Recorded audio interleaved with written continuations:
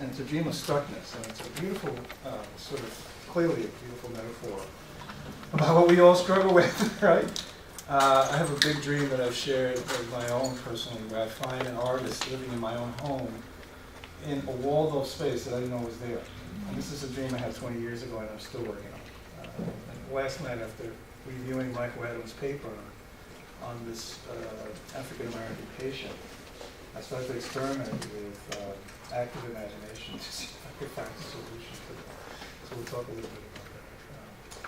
Here's what I was planning to do. It's a wonderful opportunity for me to put my thoughts together.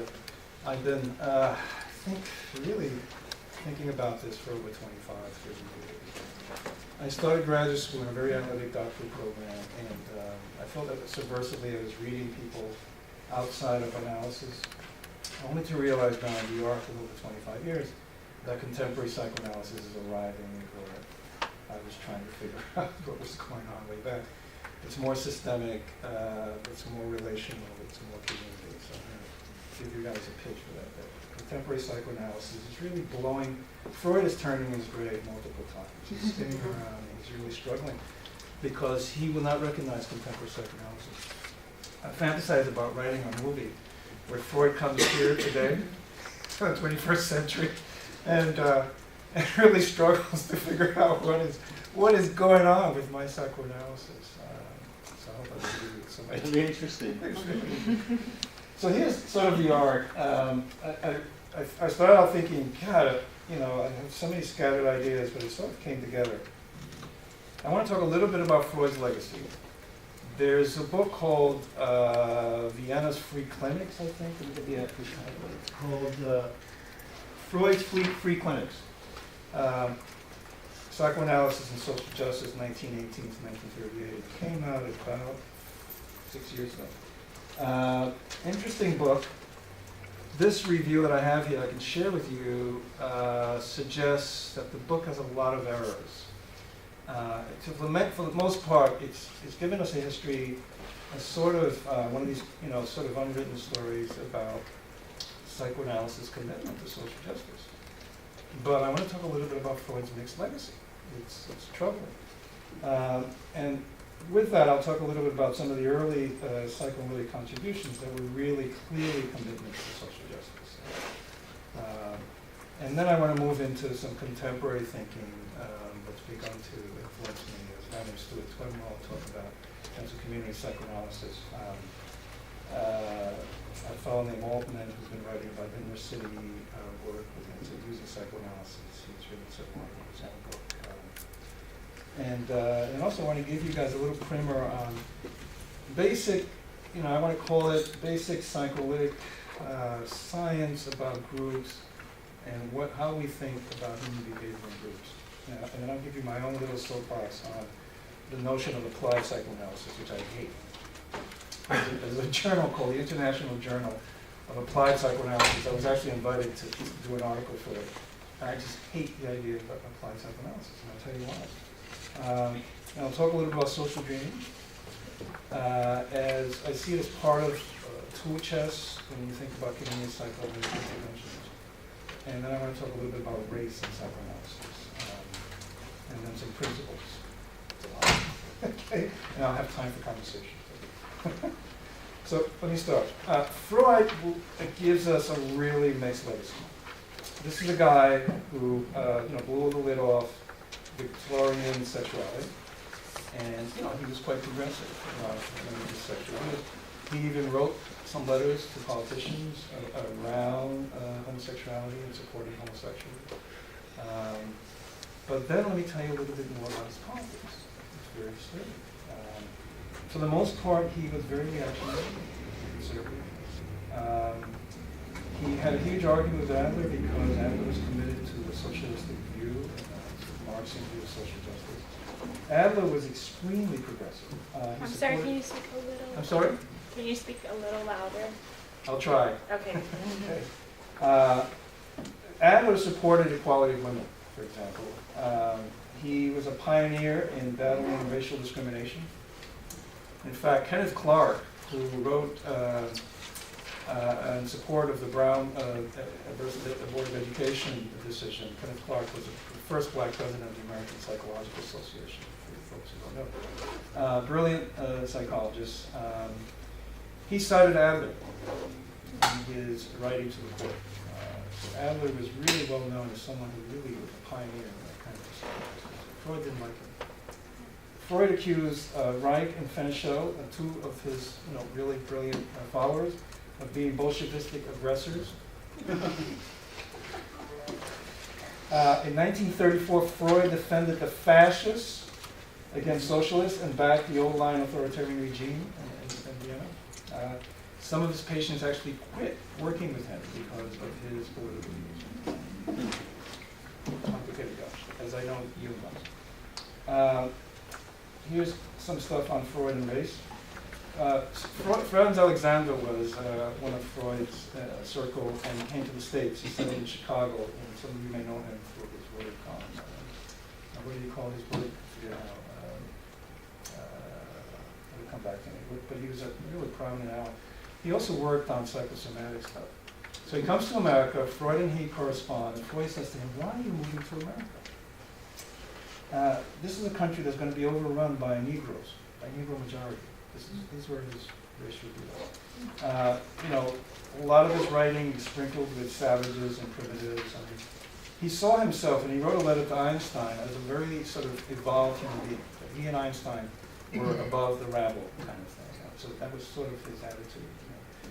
But at the same time, in 1918, he recommended to some folks that they establish free clinics for the poor, so that psychoanalysis could actually have a wider sort of treatment status as well.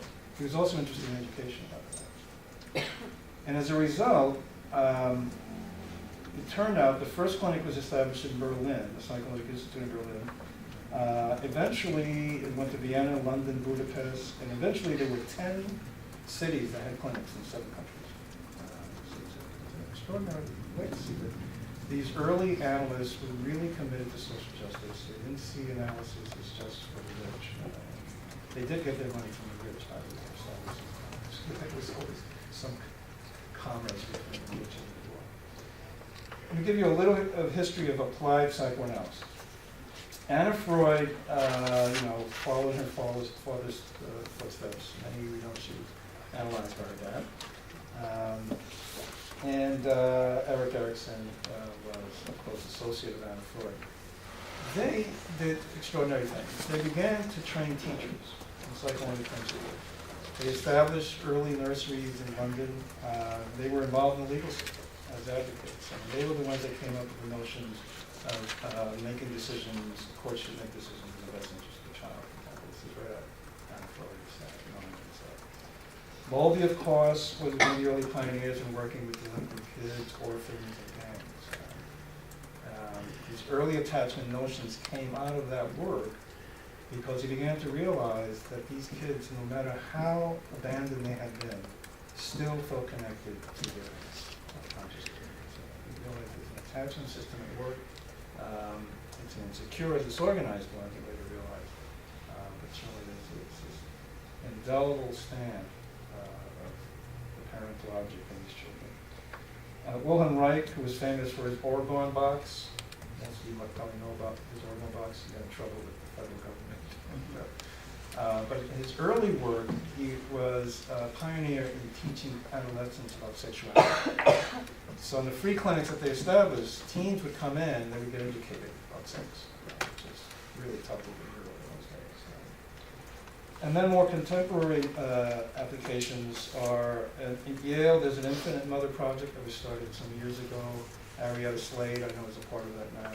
Yesterday, we actually had Dr. Connie Wheelis here. She's a remarkable thinker and incredible activist in terms of looking at infants and mothers. And, I asked her at one point, why is our social policy still so really conservative? And she says that she's working on it. She actually has a lobbyist. It's amazing. Get a lobbyist, you guys. She says to me, I don't know how to talk to these politicians. It's really dangerous. They don't understand a thing. So you've got to find someone who knows how to talk to them. She says you basically have to talk to them in sound bites. It was very simple. We once invited a local politician, I think it was a state senator, to one of the, they used to teach at California School, professional psychology. So our keynote speaker was this senator we thought was very progressive. And we were all disappointed because you realized he was asking us for answers. We really need to partner up with them. I run an intern program at Children's Institute here in LA in Torrance. And one of the things I do is to take my interns to the local politician's office so that they begin to understand how that works. I've actually intervened with families by actually going to the local politician's office when I run into a problem with a family. But, so for me, this has been such a part of my work that I'm seeing more and more of in the field of community psychoanalysis. So let me tell you, and then of course I mentioned Altman and his work in New York on inner city tensions, racial tensions. He is also the editor of Psychoanalytic Dialogues. So if you're ever interested, just Google Psychoanalytic Dialogues, race, and you will find editions just dedicated to race and psychoanalysis. Really astute, thoughtful explorations by white analysts about their work across race. Here's my beef with applied psychoanalysis. I can understand where the notion of applied makes sense if you're looking at art and literature. And there's some, Freud was probably one of the pioneers in looking at art and literature and psychoanalytically. Freud's bias, though, was to look at art and literature as a way of confirming his ideas.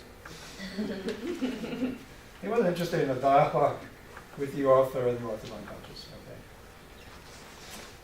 The problem I see with, because they're talking about applied psychoanalysis, whenever you take psychoanalysis out of the dyad, they start calling it applied. And my view is that is really destructive because any human interaction deserves to be called psychoanalysis. So if you're doing groups, communities, organizations, it doesn't matter. It just happened to be maybe Freud's neurosis also, because he complained about you didn't want to look at patients' faces, for example. That's why he invented the couch, he said. We now know that the face of his patients was, as I think Lacan would probably say, the face of the other is really modeled on them. He had a problem with his face, especially unconsciously. So the accidents of the origins of psychoanalysis then bias us to think of everything else as applied, as opposed to understanding that looking at group psychoanalysis is psychoanalysis. Which is, I'll talk a little about Beyond's ideas, and Beyond took the courageous step of working directly with groups and developing a psychoanalytic way of thinking about groups.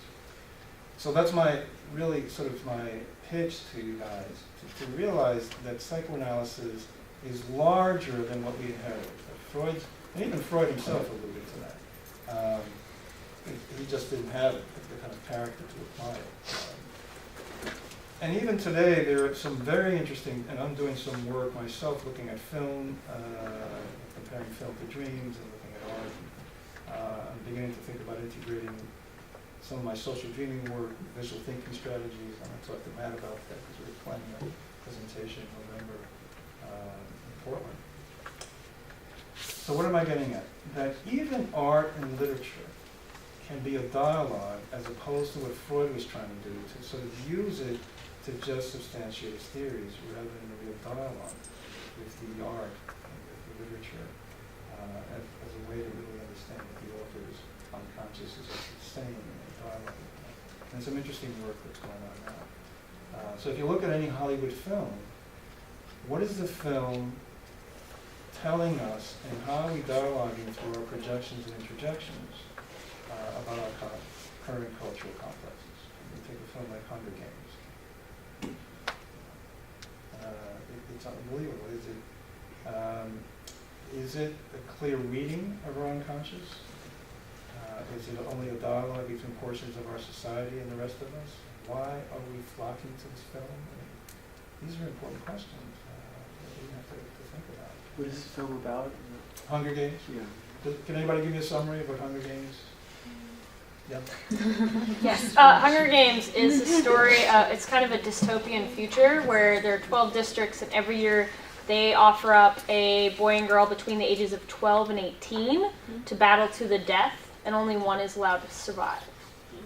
So it's children killing each other, and it is televised among every community, and it is required to watch it. And it's a punishment for a failed rebellion Yes. against those The in capital. power. And so they, as punishment, they have to have these games every year. I see. So you gotta think deeply about that. What is that saying? Is it reflecting our cultural unconscious? Is it shaping it? Yeah. And where are the analysts to talk about this?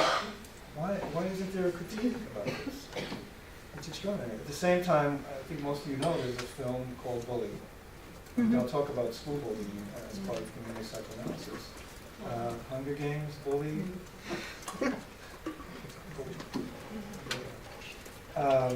So that's my sort of real grievance with this idea of applied psychoanalysis, partly because it implies, oh, if you're doing that, that's second rate. You know, that's not really what psychoanalysis is. And I really feel really strongly about it. It's real nonsense. It's real nonsense. We will discover, I mean, I'll give you an example. There's a guy, Lichtenberg, in DC. He's a prominent analyst, someone I respect. And he's been an interesting relational thinker, self-psychologist, and so on. So he wrote a book a few years ago, and it was called something like Motivational Systems in Psychoanalysis. So what he was trying to do, I think very creatively, was to figure out where are we in terms of how do we think about human motivation, right? He came up with some really interesting ideas. I think about 5 motivational systems, 5. And, there are things like attachment and sexuality. Aggression is not one of them. And by the way, Freud didn't propose aggression. He definitely is different from aggression. But most analysts didn't like Freud's death instinct. But Lichtenberg proposes that our first impulse is defensive. It's not aggressive. That we are really, if we have, and I think we do have a paranoid system, like Melanie Klein proposed. It's to defend ourselves. If Klein was wrong. So a lot of early analysts like Klein were right for the wrong reasons. According to I won't talk much about the dream theory, but I feel the same thing about dream theory. He was right for the wrong reasons. So I think I lost my train of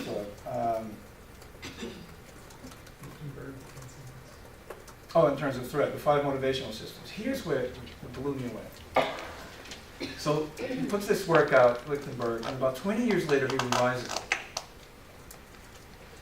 He now has 7 motivational systems. It took him 20 years to figure out the following. That we like to be affiliated. I swear to you, I'm not making this up. It took him 20 years to realize. Now, how long did it take you to look around the world and go, God, people organize themselves into a nation? What is that about? Tragic. I mean, this is my worry for psychoanalysis, which I love. I mean, Freud's contribution is enormous once you really understand the depth and enormous potential. So it's like that. That's what we struggle with. So let me tell you about Stuart Twemlow. He is really the man now. He's the guy that coined the phrase community psychoanalysis. He came out of Menninger in Kansas. And Menninger has a long tradition of doing lots of community work. Although the Menningers were against, they did not support the Brown versus education piece, by the way. It was Kansas. But they were progressive analysts in the sense that they were committed to community interventions and stuff. It's out of Menninger that people like Murray Bowen came, Family Systems. One of my contemporary heroes, Harriet Blomte, who's worked with structural family therapy. These are all analysts. They all came out of that tradition of taking psychoanalysis and not being stuck with Freud's legacy and the intrapsychic and that, and thinking about, a broader human landscape.